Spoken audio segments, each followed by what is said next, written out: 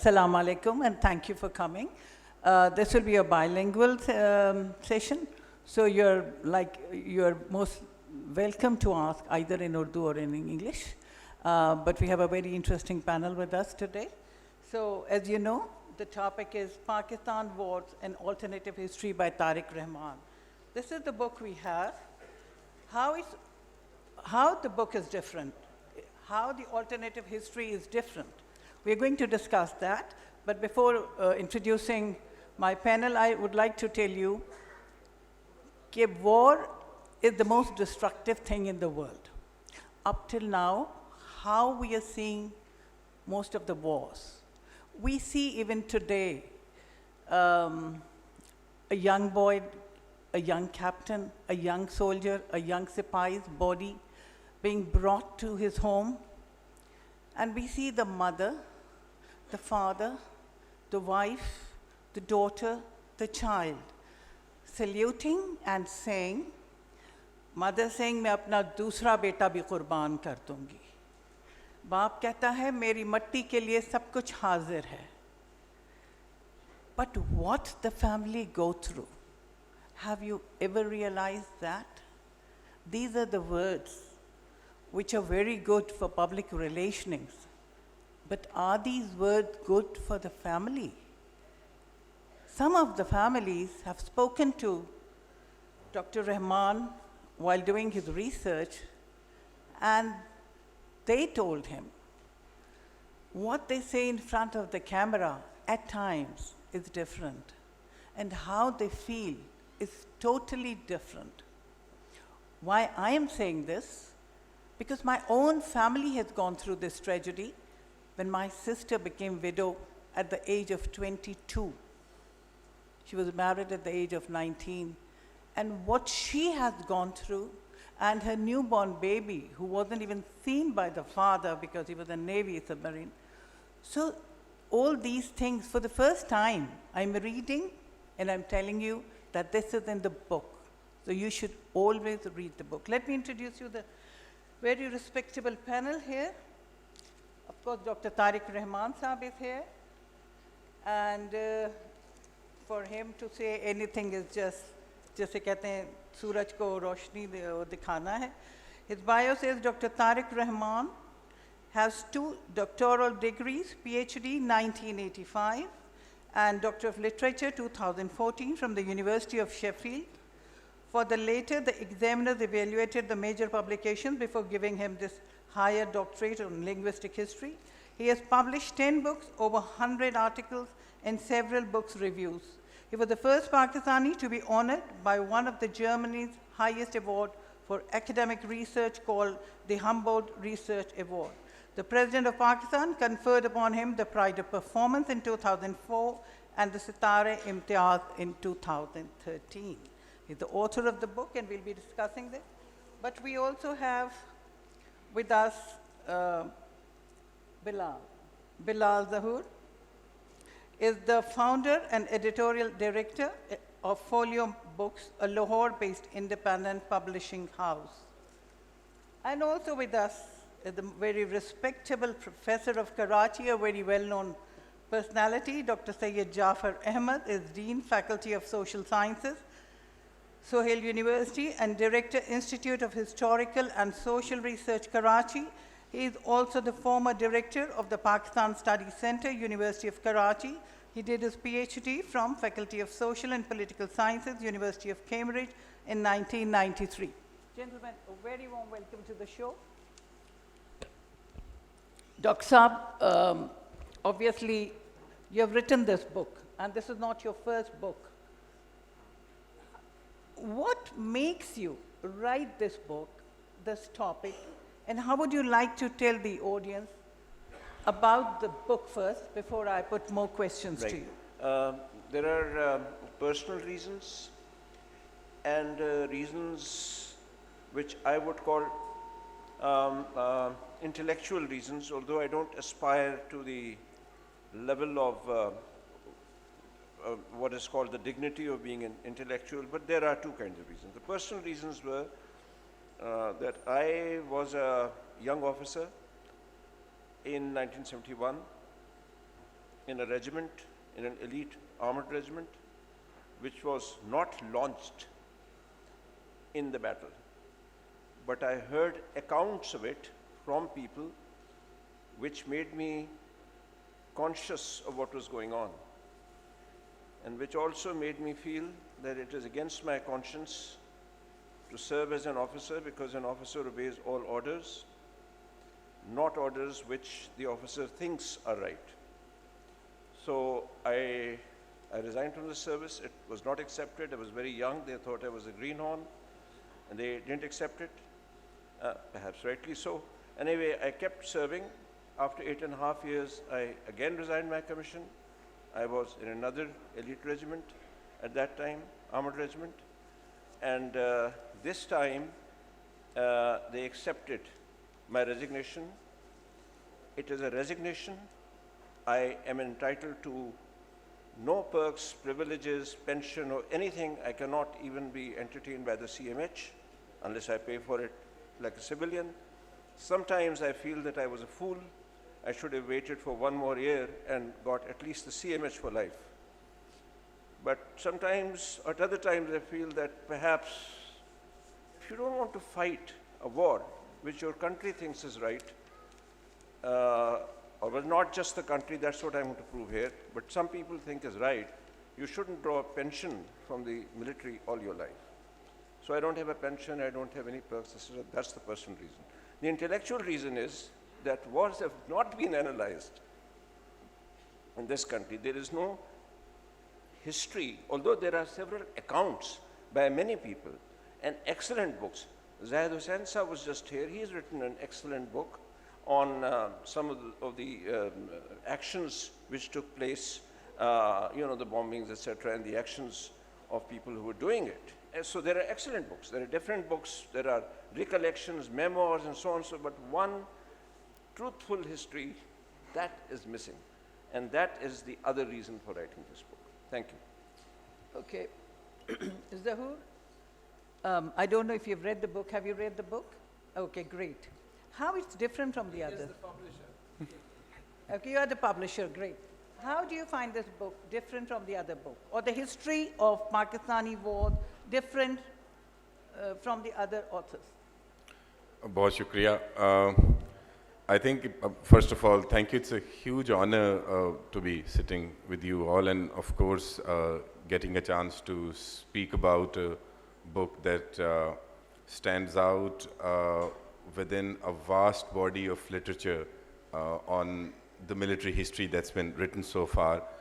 I think one particular thing, before I come to the book, हम कोई पिछले साल डेढ़ से the publishing house that I run called Folio Books, हम alternative people's history publish करने की काफ़ी कोशिश कर रहे हैं. We started off, I think, toward the end of COVID-19 by Tariq Ali's wonderful account of Afghanistan's 40 years history. Recently हमने अनम ज़करिया की 1971 किताब का पाकिस्तान edition किया है, which is also a people's history from Bangladesh, India and Pakistan. We also earlier published Romila Thapar's book called Voices of Dissent, which is the history of dissent in India in ancient times. And recently Manan Ahmad की हमने किताब की है, वो pre-colonial period में India की history है. I think Tariq Saab's book is a wonderful, wonderful addition to this theme of ours, the theme of running a vibrant account of alternative people's histories from South Asia. So, एक तो उसके लिए बहुत शुक्रिया. I think बहुत अहम है state narrative से, official narrative से, concocted histories से, falsified accounts से बाहर जाके कुछ तारीख़ में तलाश करना.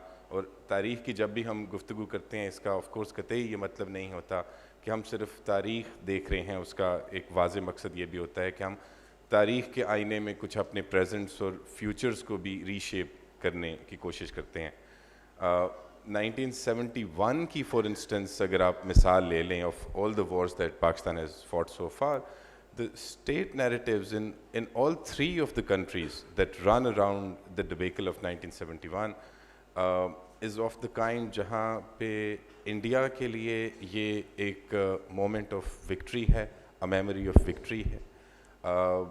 बांग्लादेश अकाउंट में अगर आप देखें तो वहाँ एक बहुत ज़बरदस्त किस्म की जिंगोइज़म है. ऑफ कोर्स जस्टिफाइड लिबरेशन की सेलिब्रेशन है, but there is a great bit of jingoism within the state narrative around the 1971 moment. Pakistan के केस में आप देखें तो एक complete silence है. So तीनों state narratives around the 1971 moment are extremely problematic, and this makes it all the more important to explore the alternative terrain of historiography, जिसमें people's histories की हम गुफ्तगू करें. एक अहम पहलू ख़ास तौर पे इस किताब से मुतालिक जिसका बारहा तज़किरा आता है, वो बहुत ज़रूरी है कि हम बारीकी से देख सकें कि आइडियोलॉजिकल ऑपरेटस क्या है, वो स्ट्रक्चर क्या है आइडियोलॉजी का जो ड्राइव करता है toward recklessness, toward a behaviour which is extremely reckless.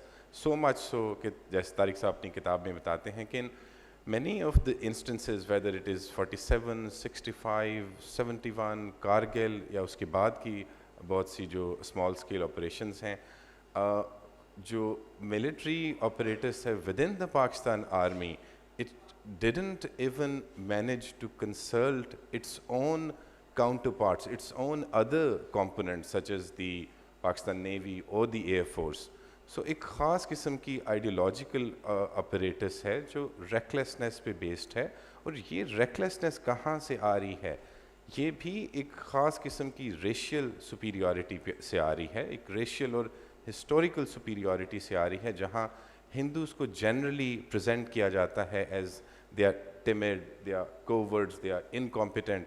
यानी आप जंग एक प्रोफेशनल ग्राउंड्स पे नहीं लड़ रहे, बल्कि एक ख़ास किस्म की आइडियोलॉजिकल बुनियादों पे लड़ रहे हैं, जिसमें जो आपका एनिमी है वो रेशियली हिस्टोरिकली आपसे इन्फीरियर है.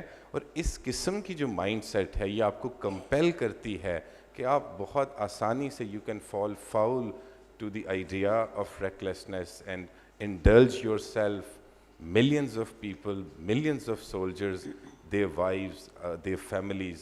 Zahoor, sorry for the interjection, but मुझे जहाँ तक किताब पढ़ के अंदाज़ा हुआ, डॉक्टर साहब ने कहा है कि क्लीक यानी एक गिरोह या एक ग्रुप ऑफ पीपल, वो डिसीजन मेकर्स थे, not the cabinet, not the institution, not everybody. Absolutely. So this is what his point has been in the book. I completely agree, and that was perhaps the second component of my point. So I first wanted to sort of make it clear that there is an ideological apparatus at play which informs certain kind of behavior. But coming particularly to Tariq Saab's argument, वो ये गुफ्तगू करते हैं कि सिर्फ एक tiny elite है within this entire apparatus जो ये सारी reckless decision making की जिम्मेदार है. इस पे हम अभी आते हैं, वापस डिस्कस करते हैं, डॉक्टर साहब से बात कर लें. डॉक्टर साहब, आपने किताब पढ़ी है, I am sure you have read the book, book is with you.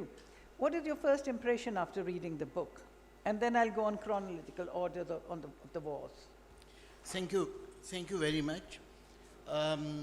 I know that Dr. Tariq Rahman is one of the most prominent social scientists of Pakistan. Since 1971, whatever has been published in Pakistan, I have tried to read most of those works also. The most important thing with this book is this, that it breaks those shackles that have been there in the works of other writers.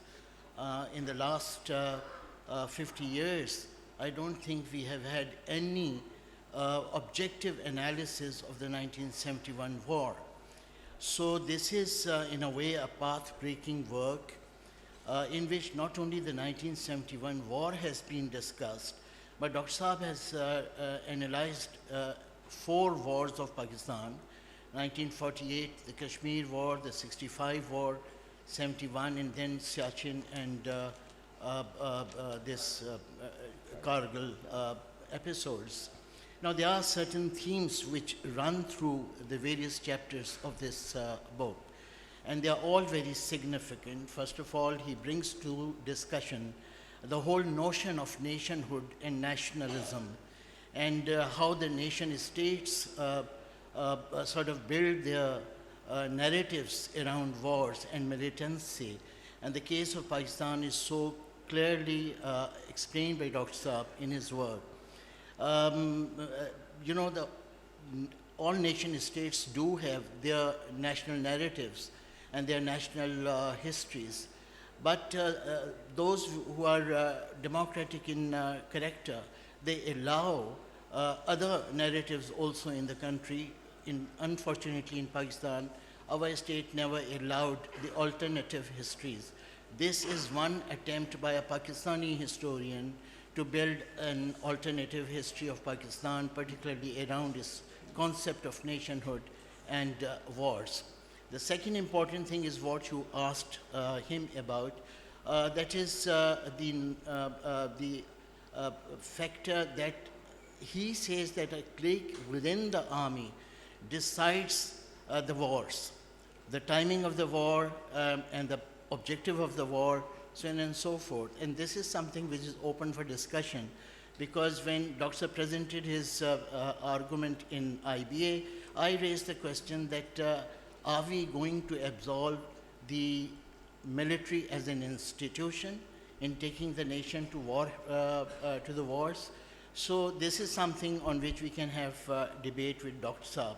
Another very important theme that comes in discussion in this work is the role of middle class in countries like Pakistan and India, how they have ascribed to the concept of nationhood and how they have taken wars.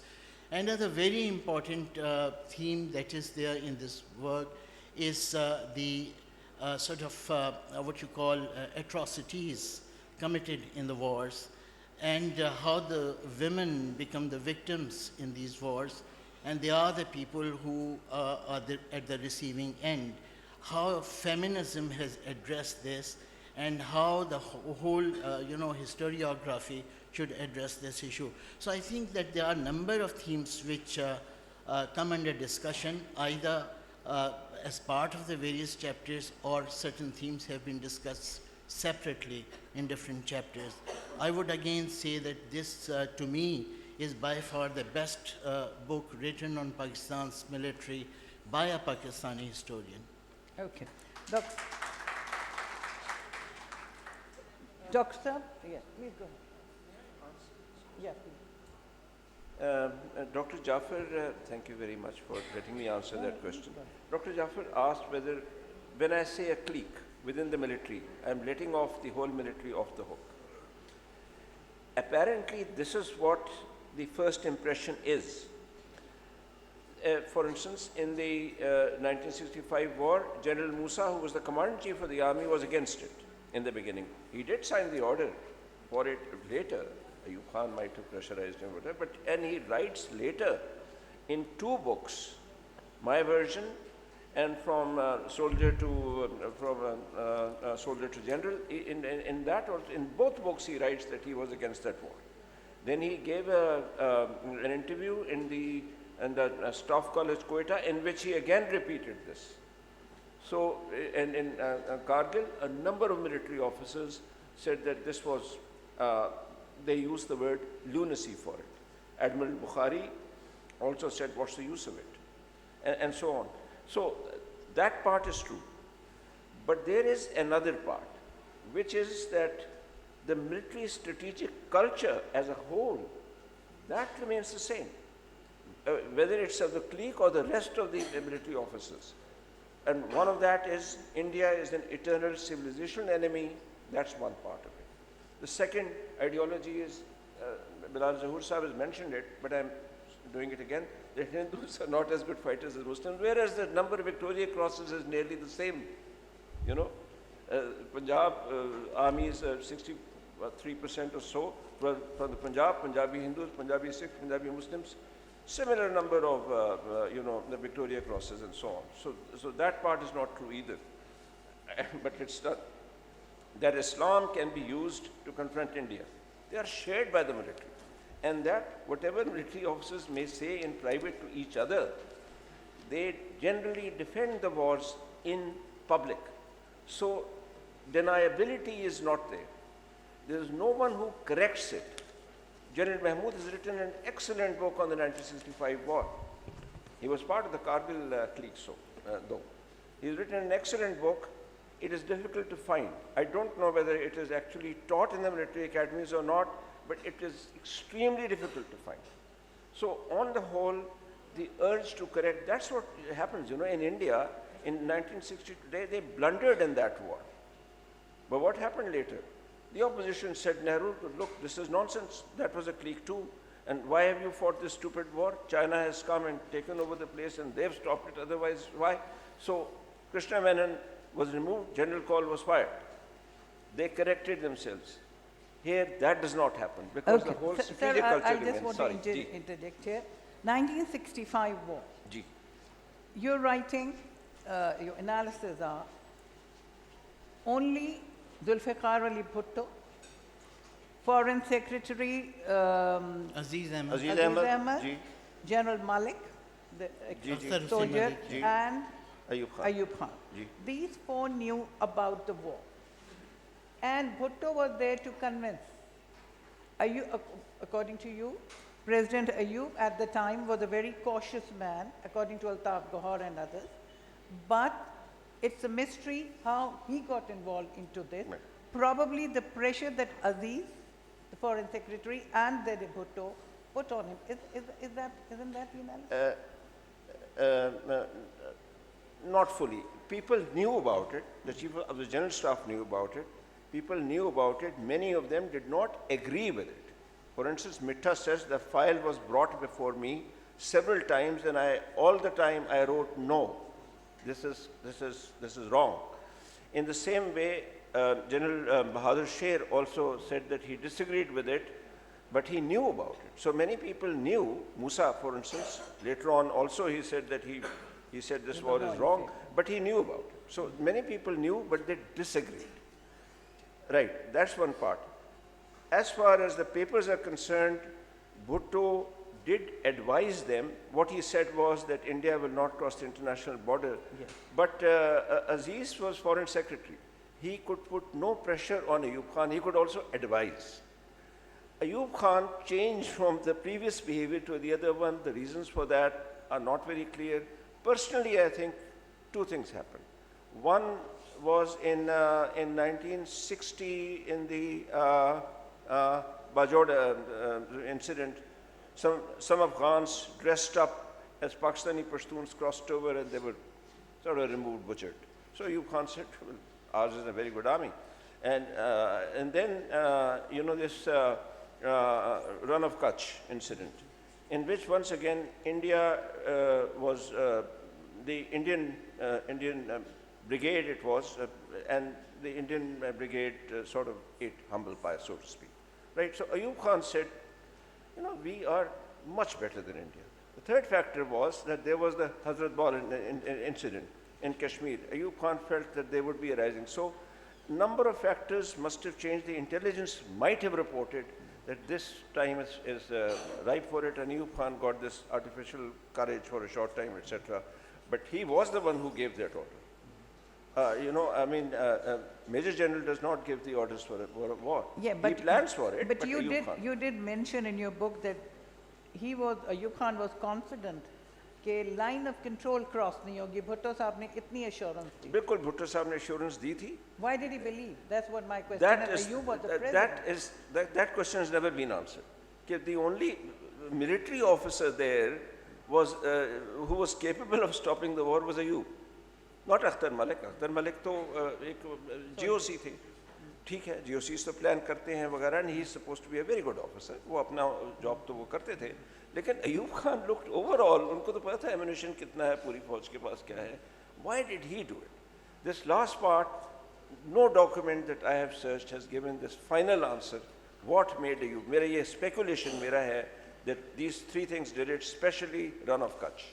He just got confident. He was too optimistic after run of Kutch. That is what I feel. Zahoor? I mean, I would rather like to briefly comment, apart from that very particular historical situation on who made the decision. I would probably like to bring in the situation which continues to be relevant even today, and that is the kind of, and that is the set of people who are most affected by the wars, and most of them include, by and large, women, children, people, the displaced civilians, which Tariq Saab call subalterns or even situational subalterns, क्योंकि उन पे एक ख़ास किस्म की situation थोप दी जाती है. मिलिट्री की पर्सपेक्टिव में जिस आइडियोलॉजिकल ऑपरेटिव्स का मैं जिक्र कर रहा था, वहाँ ये सारी डिस्पोजेस्ड एंटिटीज़, ये डिस्पोजेस्ड इंसान बुनियादी तौर पे एक कोलेटरल डैमेज का हिस्सा हैं, या बुनियादी तौर पे एक बहुत ही कोई अच्छी कॉज है, उसकी एक बैड ऑफ शूट है, इससे ज़्यादा कुछ नहीं है. सो इस पे मेरा ख्याल है काफ़ी तफसील से गुफ्तगू होनी चाहिए, क्योंकि किताब का एक साइजेबल हिस्सा जो है वो 2 चैप्टर्स पूरे हैं. एग्जैक्टली सबाल्टर्न्स और सिचुएशनल सबाल्टर्न्स पे है, जिसमें ये पोस्ट ट्रॉमेटिक स्ट्रेस डिसऑर्डर की बात भी करते हैं, and this is the kind of idiom that continues to be missing from the imagination of the apparatus I spoke about earlier. Discourse में देख लें, कहीं भी देख लें, उसकी कोई जगह नहीं है. 2 ही चीज़ें हैं, विक्ट्री है, मार्टरडम है, उसके दरमियान में कुछ नहीं है. बहुत एक अनप्रेसिडेंटेड और अनबिलीवेबल किस्म की फैसिनेशन है, ऑब्सेशन है rather with death I would say. और बाकी की जो रिपरकशंस हैं उन्हें नॉर्मली साइडलाइन कर दिया जाता है. I would rather like to hear more from Tariq Saab on these last 2 chapters. Okay. I think I'll move forward. 71 war. I'm going on chronological Sure, orders. 71 war, Dr. Saab has written detail about the atrocities committed by the Pakistani forces, by the Bengalis on West Pakistanis and on Biharis from 23rd March onwards. But your comment on that, and then I'll come on to it. The debate. Okay, if you allow me, I'll just comment on the first question as well. Of course, what Dr. Saab is saying carries some weight, but I'm still skeptic about how the 1965 war started. We do know that Air Marshal Noor Khan also said it, and he's on record that in the morning of 6 September, he did not know that war was to take place, and he was informed by someone at 4 o'clock in the morning, and he confirmed it with the GHQ, and they said, yes, well, we have also noted that tanks are moving towards Sialkot, that type of thing.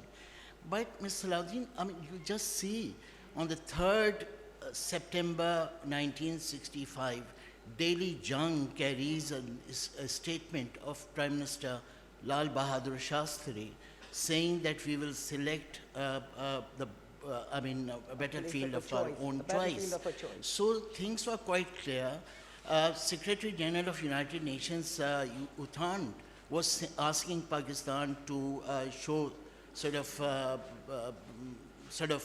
don't interfere in Indian affairs. So that was there. So after all that, if we say that, it was not known by the most of the military leadership, it is still something to be investigated. Well, as far as the 1971 war is concerned, one thing that this book has done, which other Pakistani books have not done before, when we read the Bangladeshi works, and I have a number of such works published there, they give a picture of the atrocities of Pakistani military. Our writers narrate the atrocities committed by the Mukti Bahani. I have this habit of, reading Pakistani newspapers of 16 December every year.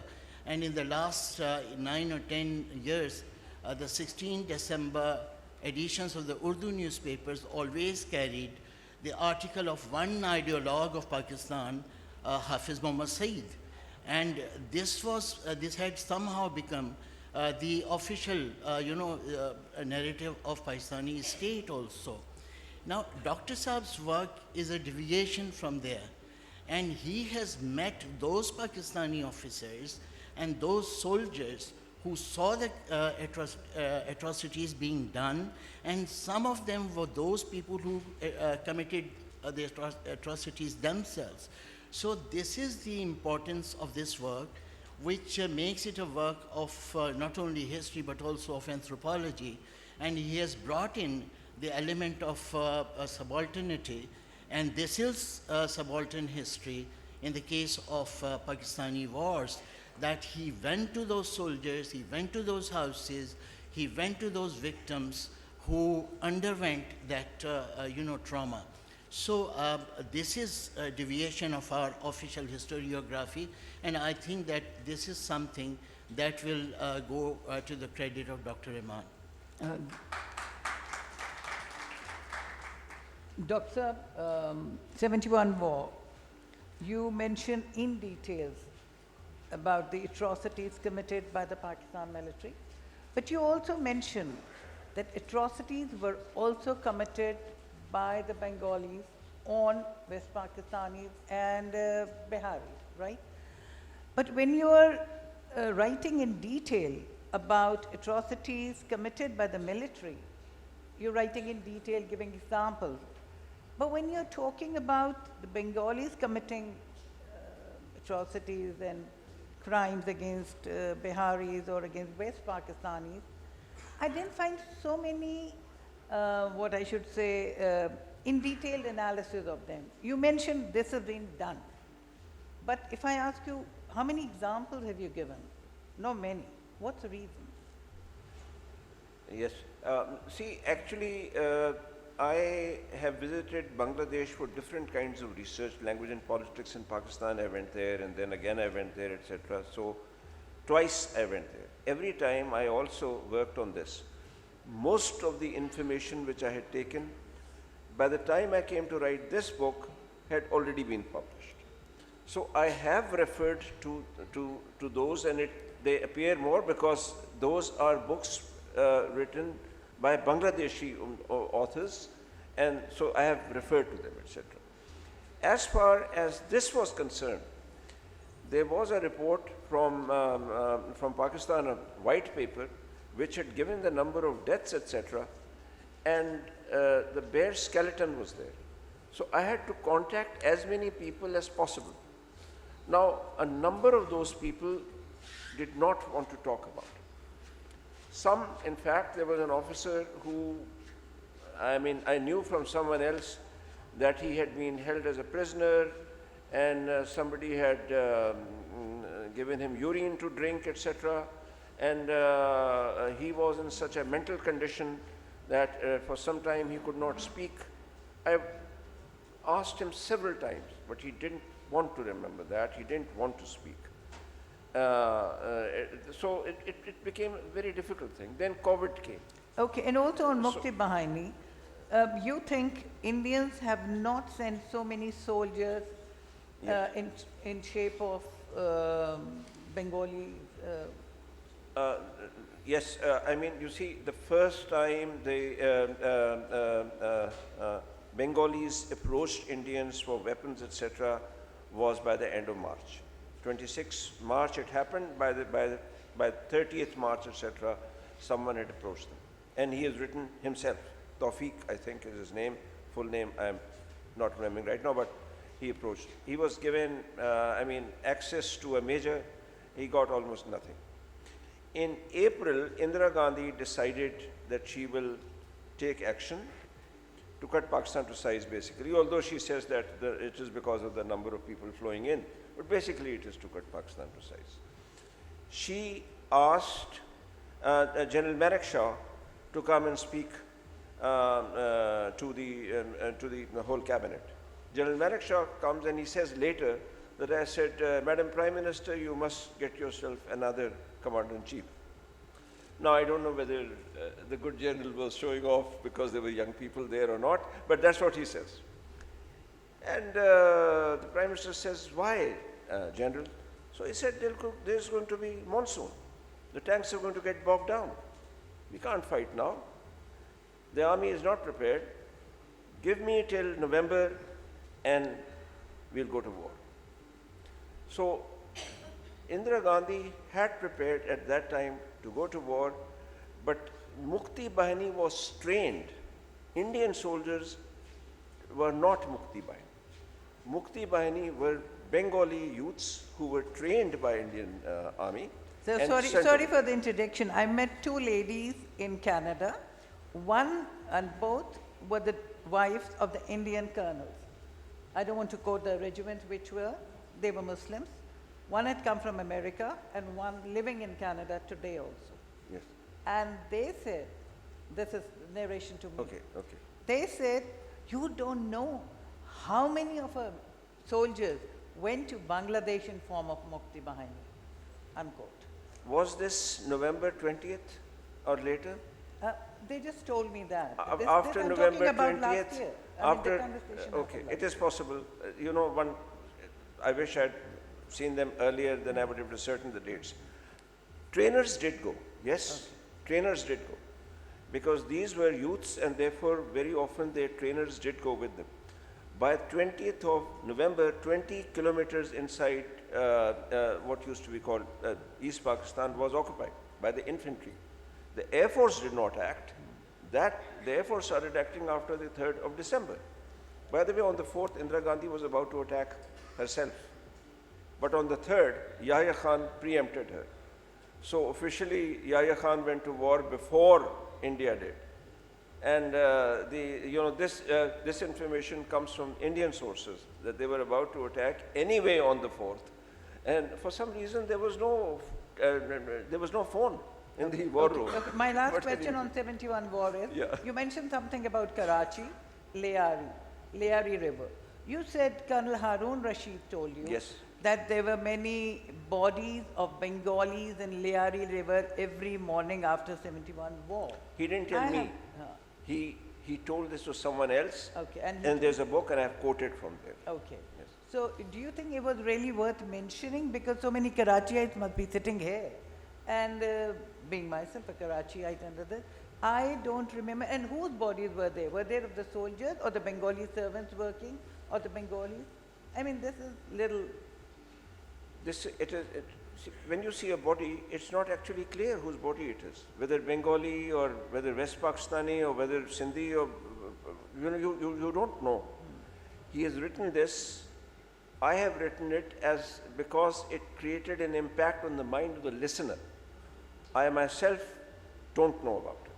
okay. So I don't know. I mean, Bengalis were kept here as prisoners, but this is the only time when somebody has mentioned that there were bodies, that they were killed. Nobody else has mentioned this. Ilyas Chatta is doing a lot of work on this, on these prisoners there, and he mentions all sorts of things but not killings. So we need not believe this, but it had an impact on the mind of the listener who was a Pakistani serving lieutenant colonel at that time. Okay, let's move up to the others. Dr. Saab has mentioned Zahoor a lot about Siachen, Kargil, and he's written that the mentality of the army, he's been in the army, the mentality of the army is that they think themselves superior, quote unquote, bloody civilians and things like that, okay? So, so now, when talking about Siachen, again, clique, a group of people decided to enter into Siachen, Kargil. Siachen, of course, Indians have entered, we entered into that. How do you see that? Is it really only confined to the military and civilians should be exonerated? No, I think, Civil government? of course, completely not. The civil administration, I mean, the political component has been equally complicit, but before that, I would just quickly like to elaborate on this 71 point. I think Ilyas Chatta, a common friend that you just brought up, is actually doing a very fine research on what happened within the camps in Punjab post 1971, the camps within which the Bengalis were held.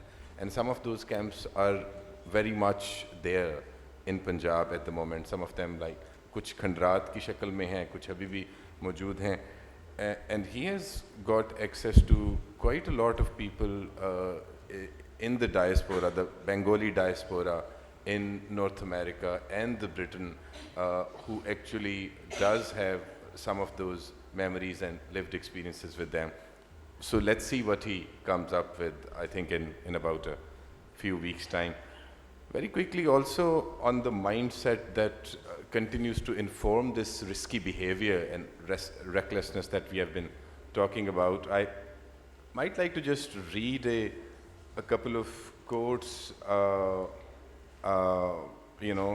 the words said by General Ayub. Not all of them necessarily constitute Tariq Rahman's book. At one moment, General Ayub mentions the Bengali temperament is mercurial and highly unstable. He does not like discipline and doesn't like making a team.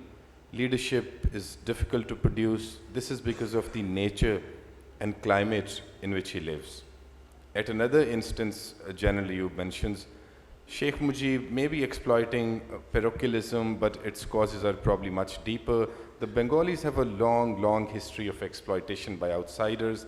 Their hot and humid climate puts them at a physical disadvantage, and the marshy nature of terrain with poor communications make them exclusive, mother-attached, and inward-looking. No wonder they are secretive, unsocial, and unpredictable. At another instance, he goes on, Bengalis, and for that matter, all the Hindus, are not capable of governing themselves nor exercising political power. They are narrow-minded and fractious and suffer from crises of character. This lets us have a tiny bit of glimpse into the mindset that we have been talking about, and that probably became the driving factor behind not just the 1971 debacle, but the series of debacles that we continue to experience even today. Specifically, I think on the Kargil point, maybe I think मैं Jaffar साहब से गुजारिश करूँगा if he. General Jaffar Saab, Okay, thank you very Kargil, much. because I want to move forward now. Yes, but I hope you'll not mind if I just make a small comment on the 1971 issue of atrocities. You know, the episodes of atrocities have been quoted at many places, and our books are full of those incidents. But as a student of history, I'm more interested in how the historical scholarship has interpreted it and what conclusions it has tried to draw from it. I would refer to one small incident. In 2011, I participated in a conference in Dhaka, and we were discussing the 1971 war, and there was a very young scholar who had done interviews of all those women who had been through that trauma of 1971. Now that young scholar came up with very interesting observations. She found such women there who were raped by Pakistani soldiers, right?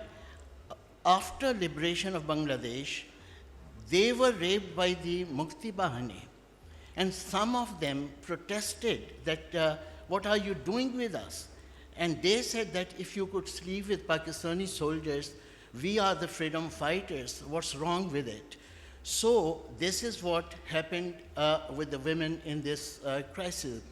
What that young scholar drew from that, she said that after listening all this, now I'm going to say that for us women, our bodies are more important than our flags, and our feminism is more important than our nationalism. So I think that this is something which we draw from the histories of such wars, that what is the human cost of these wars? And I think Dr. Rahman's book is valuable in the sense that it takes us towards that direction. Thank you. I think we only have 15 minutes left, so I think we'll be taking questions from the audience. आप लोगों में से कोई सवाल करना चाहें तो please mic किसके पास है? बेटा पीछे उधर हाथ उठाया हुआ है, उधर ले जाइए.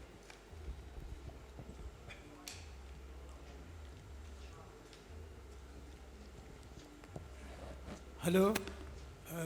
My congratulations to Dr. Tariq Rahman. He has I can't raised see two where- interesting points, completely new to me. One, that Jinnah also nodded to sending infiltrators to Kashmir. Excuse me, can you show your face? We can't see And you. Dr. Dr. Saab- Rahman want to see you. जी आप please खड़े हो जाएं. My name is Mehta Banisha and I am an academic. Tariq Rahman Sahab ji. has mentioned 2 points which are completely new to me. Number one, Jinnah nodded to send the infiltrators to Kashmir, which I didn't know before reading his book. Number two, the plight of the women and the children of the dead soldiers. Dr. Saab, these are two completely new points, and I'm grateful to you for presenting to us. To understand. The first one, there is evidence of Mr. Jinnah and Liaquat Ali Khan and others being in it because two sorts of evidence. 2 points. One, Cunningham, who was governor of the Northwest Frontier Province, has written very clearly that your orders, as I understood at that time, were that we should not cooperate with the tribesmen because that will bring Pakistan a bad name. Now, we've been asked to cooperate. So, please give one kind of orders. He says this very clearly. If you want us to cooperate with the tribesmen when they are moving, if you want us to give them rations and petrol, etc., let us know. So, because I don't want to say one thing and do something else. That is one. Secondly, when after the this Field Marshal Sir Claude Auchinleck, when he flew from Delhi to Lahore, he was there. Jinnah said, and he said, "Well, can you do something?" Jinnah said, "Yes, we can. I can stop the tribal raid if I want." So this is very clear evidence that he knew.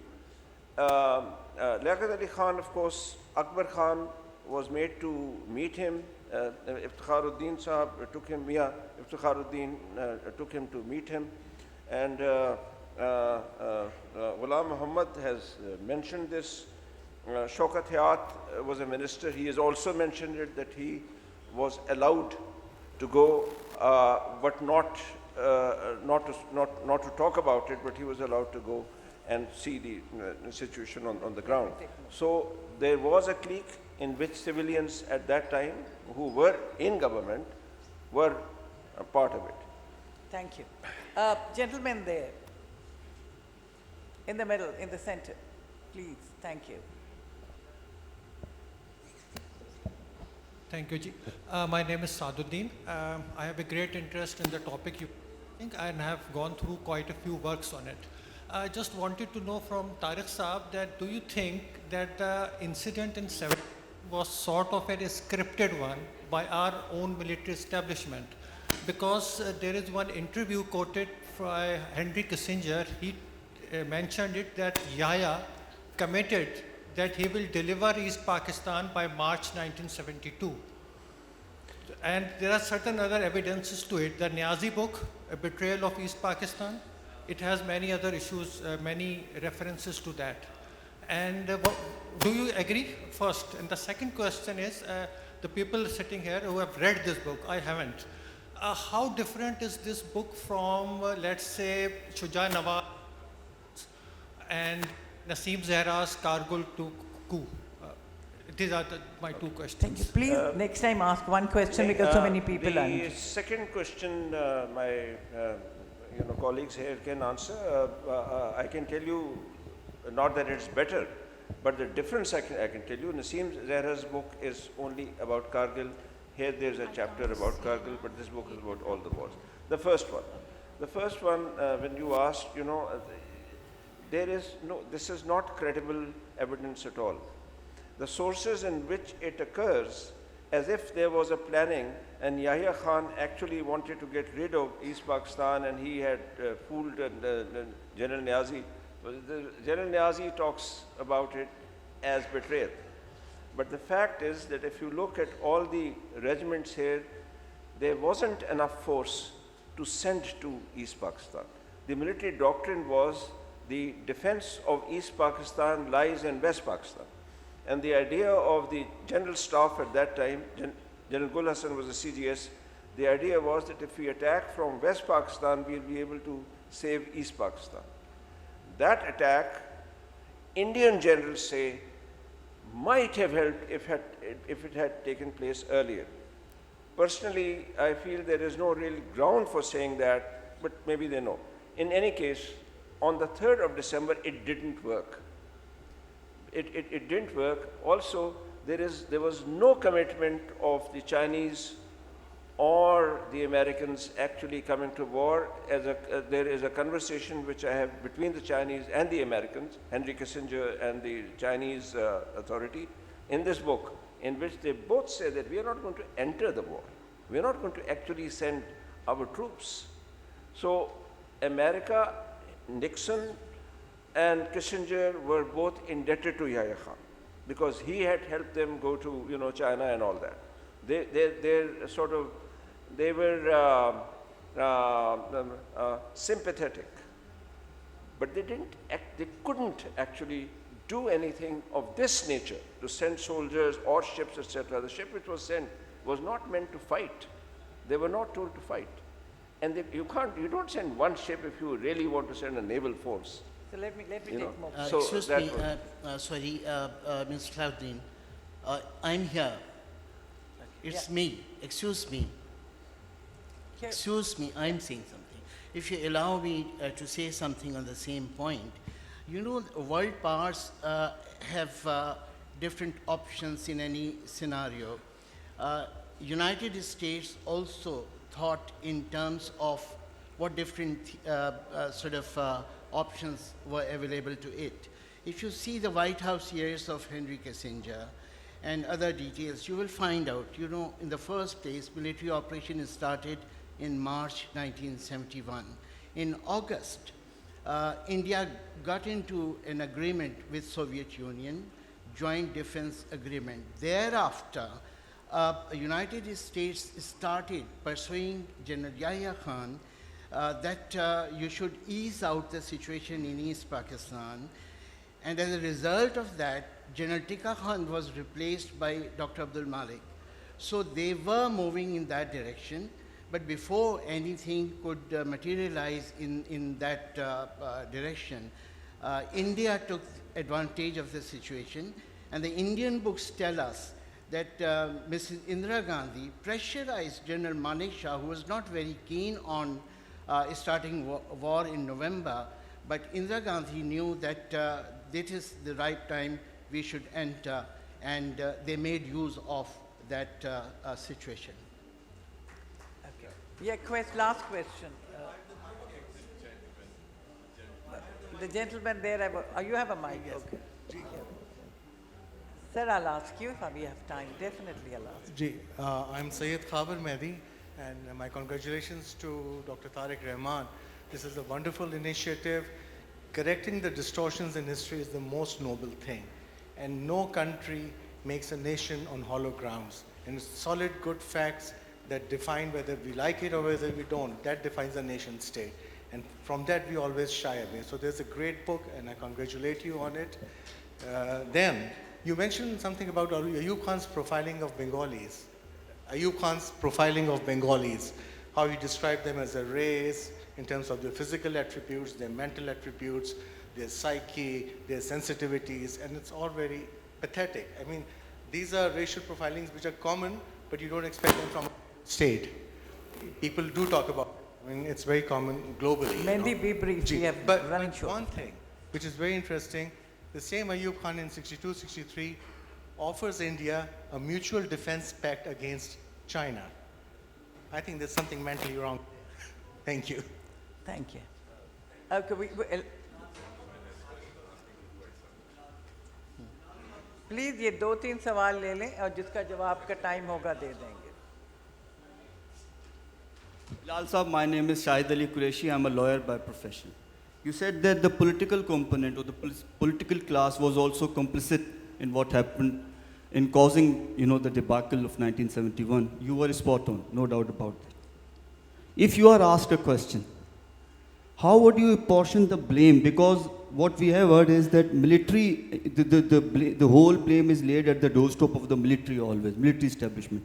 If you were asked to apportion the blame, divide the blame between the military establishment and the political class, how would you do that in terms of percentage? 50-50, 60-40? That's my question.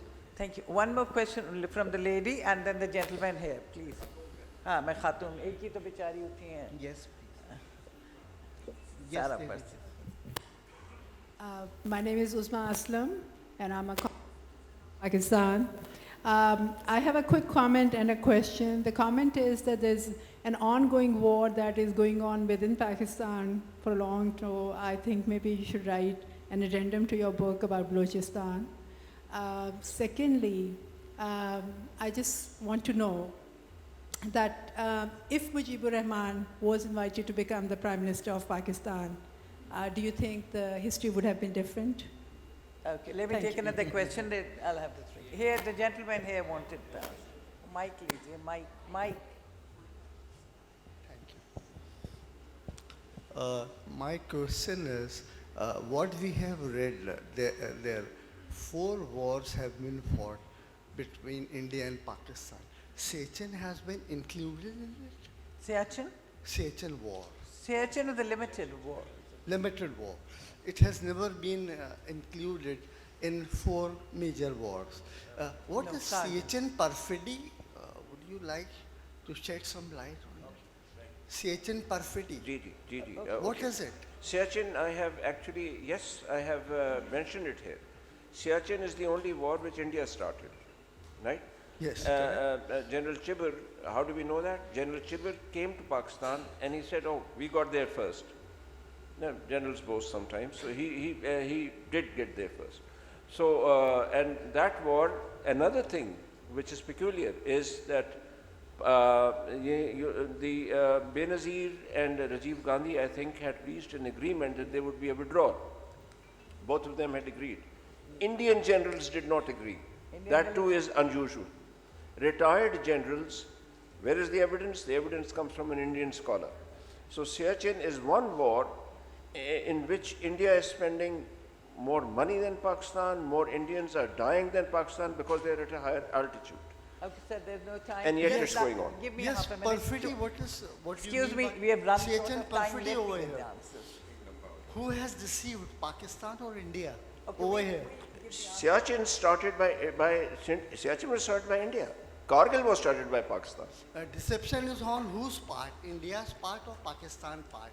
Siachen perfidy. Perfidy, you understand? the Siachen meaning of was whose perfidy? property? It was unmarked. The border was unmarked from British times. It was no man's land. Organizers, give me one more minute. Doctor, 50-50, who to blame, civilian or the military? Oh, certainly military establishment. Certainly military establishment. I mean, civilians have always been very secondary to this whole game. Briefly touch He wants me to answer. I think I would probably not differ from him. Clearly, for a कोई मसला नहीं. I think I would probably not differ from him. Clearly, for about 75 years, the matters of defense and foreign policy have been lying within the ambit and scope of the military establishment. And this is not to say that that the political authorities, I don't want to completely exempt them from agency, but clearly the power and authority has been heavily rigged in favor of the military We establishment. have not much time, but Prime Minister, if Mujib had been, would the circumstances Acha, be changed? okay, fine. Dekhe, if Mujib had become the Prime Minister, but the policies which the GHQ actually feared was that there would be a more distribution of wealth would be on that side, nothing would have happened. Mujib would have gone one day, the war would have continued. Because the real problem was that of political and economic power. Can I And add Bengalis one were being sentence looked to down this? upon. Can I add one sentence to this? Certainly. Yes, sir, sorry, it Doctor. is the military, we haven't actually talked about the wars which came later, the Afghan wars, etc. Yeah, so we'll do another session on that. The sort of thing which happened yesterday, all this was, in this, civilians were not involved at all. This was just the military. Except in the first war, civilians were not part of the clique. Okay, Dr. Saab, you have One sentence I'll add to this. During the 1970 election campaign, Sheikh Mujibur Rahman came to Lahore, and in one of his speeches he said that if I become the Prime Minister, and I will become the Prime Minister of Pakistan, for 5 years we'll stop the present recruitment policy of Pakistan military. We'll not recruit from Punjab, we'll recruit from Bengal. Had that happened, Pakistan would have become a stronger federation today. Thank you very much. Thank you, audience, for being a wonderful audience.